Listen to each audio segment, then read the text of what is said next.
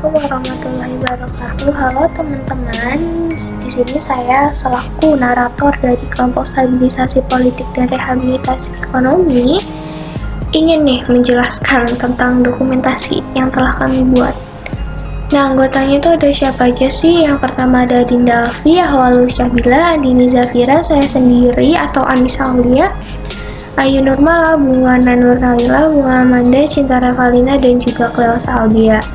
Nah, daripada lama-lama yuk kita coba lihat apa sih isinya. Nah, yang pertama ini ada stabilitas politik dan keamanan sebagai dasar pembangunan. Ternyata pada masa Orde Baru ini dibuat program Kabinet Pembangunan 1 atau Pancakrida. Nah, isi Pancakrida ini lumayan banyak juga nih, teman-teman. Tapi di sini saya akan baca 3 dulu aja kali ya. Yang pertama itu ada menciptakan stabilitas politik dan ekonomi sebagai syarat mutlak berhasilnya pelaksanaan repelita dan pemilihan umum. Yang kedua, menyusun dan merencanakan repelita, dan yang ketiga, melaksanakan pemilu selambat-lambatnya pada bulan Juli 1971.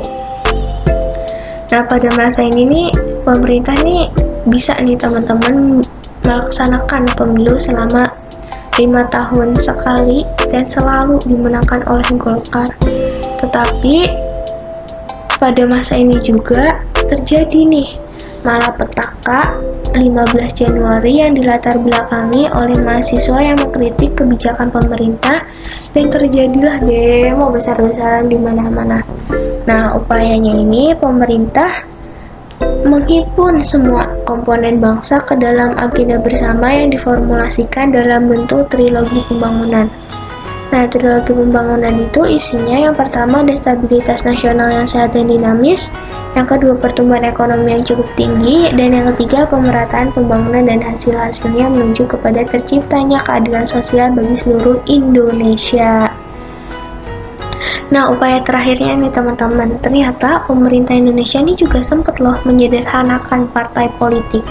Contohnya itu ada Nahdlatul Ulama, Partai Muslimin Indonesia, PIPerti, dan Partai Syariat Islam Indonesia yang bergabung dalam P3 atau Partai Persatuan Pembangunan. Nah, yuk coba kita lihat ke selanjutnya ada. Ternyata ada rehabilitasi ekonomi Orde Baru.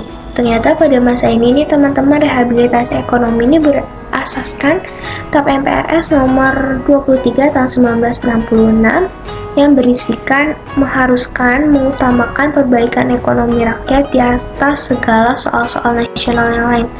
Misalnya aja soal politik. Tetapi soal politiknya ini entah masalah dalam negeri maupun luar negeri ini harus benar-benar seimbang ya, atau sedemikian rupa sehingga dapat membantu perekonomian rakyat. Nah, terus langkah pertama pemerintah itu adalah mengendalikan hiperinflasi dengan menyusun APBN berimbang, lalu pemerintah mencoba menyelesaikan utang dan mencari utang baru bagi rehabilitasi maupun pembangunan ekonomi selanjutnya. Nah, contohnya tuh apa sih, atau tujuannya deh, apa sih sebenarnya? Nah, tujuannya itu adalah pemerintah Orde Baru ini ingin menanggulangi masalah utang luar negeri dan berupaya melakukan diplomasi yang intensif dengan mengirimkan tim negosiasi ke Paris, Prancis atau Paris Club untuk merundingkan utang negara, dan ke London, Inggris atau London Club untuk merundingkan utang swasta. Nah, terus ada apa aja sih? Ternyata pada tanggal 10 Januari 1967, pemerintah memberlakukan Undang-Undang Nomor 1 Tahun 1967 tentang penanaman modal asing atau PMA. Nah, tujuannya itu apa sih? Ternyata dengan undang-undang ini nih, pemerintah Orde Baru nih pengen kalau misalnya dunia internasional tuh tahu kalau kebijakan yang dibuat pemerintah Orde Baru tuh nggak sama gitu sama pemerintah sebelumnya.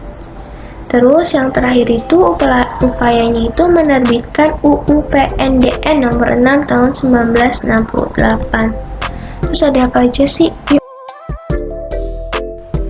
Nah, ternyata selanjutnya ada stabilisasi penyeragaman. Apa sih upayanya pada masa ini? Ternyata pada masa ini diselenggarakan penataran P4 seperti yang kalian lihat ada di layar. Ternyata tujuan penataran P4 ini ialah membentuk pemahaman yang sama mengenai demokrasi Pancasila, sehingga dengan pemahaman yang sama diharapkan persatuan dan kesatuan nasional akan terbentuk dan terpelihara. Dengan melalui penegasan tersebut, maka opini rakyat akan mengarah pada dukungan yang kuat terhadap pemerintah Orde Baru.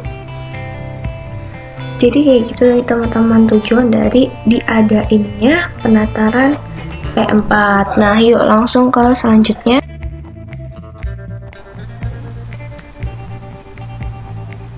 Nah, bisa dilihat ini ada Bapak Soeharto mengenakan ABRI ya. Ini motifnya. Oke, jadi apa sih sebenarnya? Jadi pemerintah Orde Baru ini berusaha menciptakan stabilitas keamanan Indonesia yang dimulai dengan menyelesaikan konflik di tubuh ABRI. Nah, peran anggota ABRI dalam bidang militer diseimbangkan nih dengan peran mereka sebagai warga negara di dalam bidang sosial politik. Nah, pemikiran itulah yang kemudian melahirkan konsep dui fungsi ABRI. Nah, dalam melaksanakan dui fungsinya ini, ABRI pemerintah menetapkan kebijakan, yaitu memasukkan ABRI menjadi salah satu fraksi di DPR. Nah, kebijakan ini diambil karena ABRI tidak mempunyai hak untuk memilih dan dipilih dalam pemilu. Jadi ini ABRI itu ternyata nggak bisa milih di dalam pemilu, teman-teman. Yuk kita lihat slide selanjutnya. Nah, selanjutnya ini ada kebijakan pembangunan Orde Baru. Apa sih upayanya? Salah satunya ini pembangunan nasional yang merupakan suatu rangkaian upaya pembangunan yang berkesinambungan yang meliputi seluruh kehidupan masyarakat, bangsa, dan negara. Nah, landasan pembangunan nasional ialah landasan ideal atau Pancasila, landasan konstitusional atau Undang-Undang Dasar 1945, dan landasan operasional atau GBHN. Nah, GBHN itu sendiri merupakan pola umum pembangunan nasional dengan rangkaian program-programnya yang kemudian dijabarkan dalam Rapelita. Nah, sejak pembangunan 5 tahun tahap 3, yakni 1 April 1979 sampai 31 Maret 1984, pemerintah Orde Baru menetapkan 8 jalur pemerataan. Nah, isi 8 jalur tersebut ialah pemerataan kebutuhan pokok rakyat, pemerataan kesempatan memperoleh pendidikan dan pelayanan kesehatan, pemerataan pembagian pendapatan, pemerataan kesempatan kerja, pemerataan kesempatan berusaha, pemerataan kesempatan berpartisipasi dalam pembangunan, pemerataan penyebaran pembangunan di seluruh wilayah tanah air, dan pemerataan kesempatan memperoleh keadilan. Nah, teman-teman, ternyata kita udah di penghujung penjelasan ya. Jadi makasih buat teman-teman yang udah dengerin, dan saya sebagai wakil dari anggota saya mengucapkan maaf jika ada salah-salah kata, dan terima kasih. Assalamualaikum warahmatullahi wabarakatuh.